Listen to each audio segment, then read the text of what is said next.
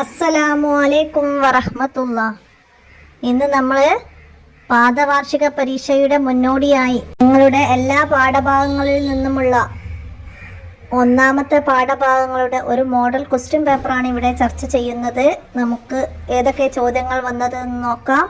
ബിസ്മില്ലാഹിർ റഹ്മാനിർ റഹീം. ആദ്യം യോജിച്ചത് ചേർക്കാനാണ്. ഇവിടെ നമുക്ക് യോജിച്ച ഉത്തരങ്ങൾ ഇവിടുന്ന് തിരഞ്ഞെടുത്ത് എഴുതണം. എന്തൊക്കെയാണെന്ന് നമുക്ക് നോക്കിയാലോ. അള്ളാഹുവിന്റെ പ്രീതി മാത്രം ഉദ്ദേശിക്കലാണ്. എന്ത്? അള്ളാഹുവിന്റെ പ്രീതി മാത്രം ഉദ്ദേശിക്കലാണ് ഉന്നത സ്ഥാനത്തുള്ള ഇഖ്ലാസ്. ഉന്നത സ്ഥാനത്തുള്ള ഇഖ്ലാസ് അതവിടെ നേരെ എഴുതാം.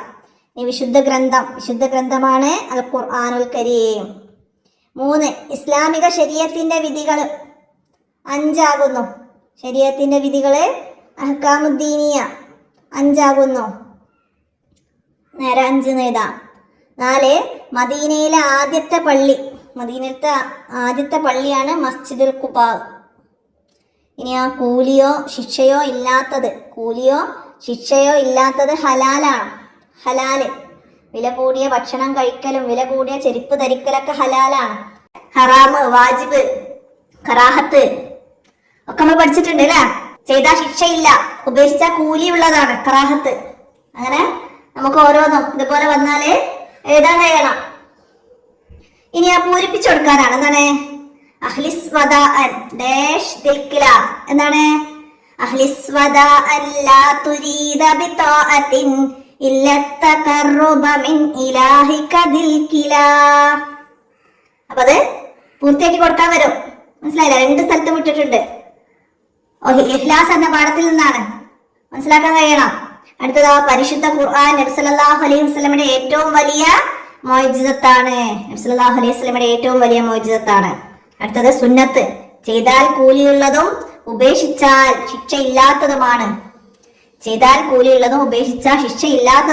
സുന്നത്ത്. ഇനി നബി സല്ലല്ലാഹു അലൈഹി വസല്ലമയുടെ ഒട്ടകത്തിന്റെ പേര് എന്തായിരുന്നു? കസ്വ. എന്ന ഒട്ടകപ്പുറത്താണ് നബി സല്ലല്ലാഹു അലൈഹി വസല്ലമ മദീനയിലെത്തിയത് അല്ലേ. അപ്പൊ കസ്വ. മക്കയിലെ ഡാഷ് ഖുർആൻ അവതരണത്തിന്റെ തുടക്കം എവിടെയായിരുന്നു? മക്കയിലെ ഹിറാ ഗുഹയിലാണ് വിശുദ്ധ ഖുർആൻ അവതരണത്തിന്റെ തുടക്കം. അപ്പൊ അവിടെ ഹിറാ ഗുഹയിലാണ് വിശുദ്ധ ഖുർആനിന്റെ. അത് വിട്ടത് എഴുതി കൊടുക്കാം. ഇനി നമുക്കിവിടെ ഇസ്മും ഫേലും ഹർഫും വേർതിരിക്കാനാണ് അല്ലെ. ബനൻ നബിയ്യു സല്ലല്ലാഹു അലൈഹി വസല്ലം അസ്ഹാബു മസ്ജിദൻ ഫിൽ മദീന. ഇതിലെ ഇസ്മ പേരുകൾ എന്താണ്? നബി സല്ലല്ലാഹു അലൈഹി വസല്ലമ. അത് ബന എന്നത് ഫേലാണ്. ഫേൽ എഴുതാം. അൻ നബിയ്യു സല്ലല്ലാഹു അലൈഹി വസല്ലമ. അപ്പൊ എന്താണ്? ഇസ്മാണ്, പേരാണത്. വസ്ഹാബുഹു എന്നുള്ളതിൽ വാ എന്നത് ഹർഫിലേക്ക് എഴുതണം. പിന്നെ അസ്ഹാബു എന്നത് ഇസ്മിൽ എഴുതണം, പേരാണ്. അടുത്ത മസ്ജിദൻ ഇസ്മ. ഫി എന്നത് ഹർഫാണ്. മദീന എന്നത് ഇസ്മാണ്. ഇനി അർത്ഥം എഴുതാനാണ്. ഇസ്തക്ബല തന്നെ എന്തായിരുന്നു? സ്വീകരിച്ചു. ലിസാനിൽ നിന്നാണ് ഇസ്തക്ബല, സ്വീകരിച്ചു എന്നാണ് മീനിങ്. ഇനി ദാ റസൂലുള്ളാഹി സ്വല്ലല്ലാഹു അലൈഹി വസല്ലമ. നബി സല്ലല്ലാഹു അലൈഹി വസല്ലമ ക്ഷണിച്ചു. ദാ റസൂലുള്ളാഹി സ്വല്ലല്ലാഹു അലൈഹി വസല്ലമ. നബി സല്ലല്ലാഹു അലൈഹി വസല്ലമ ക്ഷണിച്ചു. അടുത്തത് വമാ ഉമിറു ഇല്ലാ ലിയഅ്ബുദുല്ലാഹ മുഖ്ലിസീന ലഹുദ്ദീൻ. ആരാധന കൊണ്ട് അള്ളാഹുവിന്റെ പ്രീതി മാത്രം ലക്ഷ്യമാക്കാനല്ലാതെ അവർ കൽപ്പിക്കപ്പെട്ടിട്ടില്ല. മീനിങ് എഴുതാം. അടുത്തത് ആസ റസൂലുള്ളാഹി സ്വല്ലല്ലാഹു അലൈഹി വസല്ലമ അശ്റത സനവാത്തിൻ. നബി സല്ലല്ലാഹു അലൈഹി വസല്ലമ 10 വർഷം ജീവിച്ചു എന്നാണ്. ആശ റസൂലുള്ളാഹി സ്വല്ലല്ലാഹു അലൈഹി വസല്ലം അശ്റ സനവാത്തിൻ. നബി സല്ലല്ലാഹു അലൈഹി വസല്ലമ 10 വർഷം ജീവിച്ചു.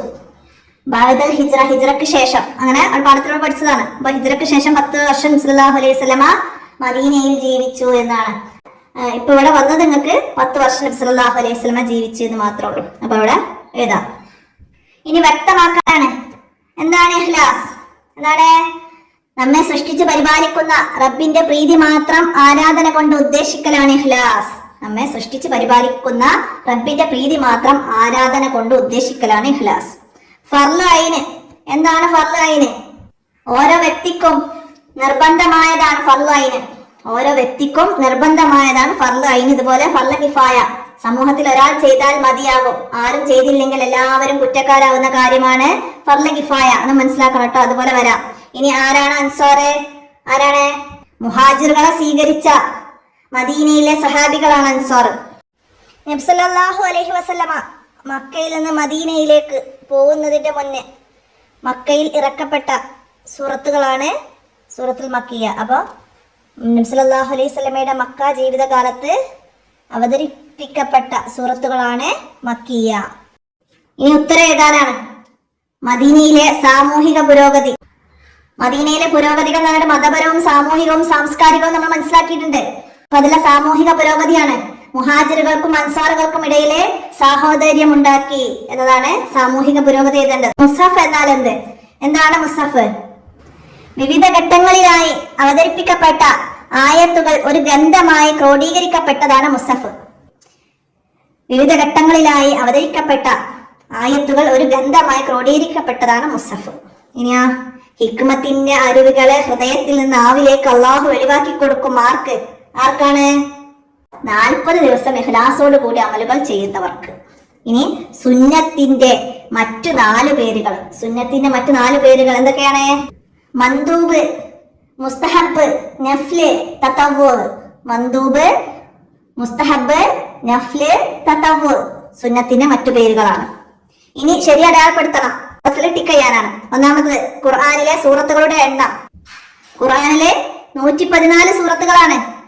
ഖുർആൻ ഇറങ്ങിയ മാസം ഏത് എന്നാണ്? റമളാനാണ്.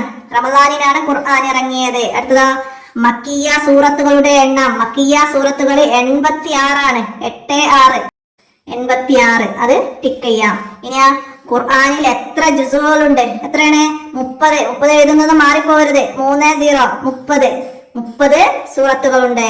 ഇനി മദീയ സൂറത്തുകളുടെ എണ്ണം. മദീനിയ സൂറത്തുകൾ 28 ആണ്.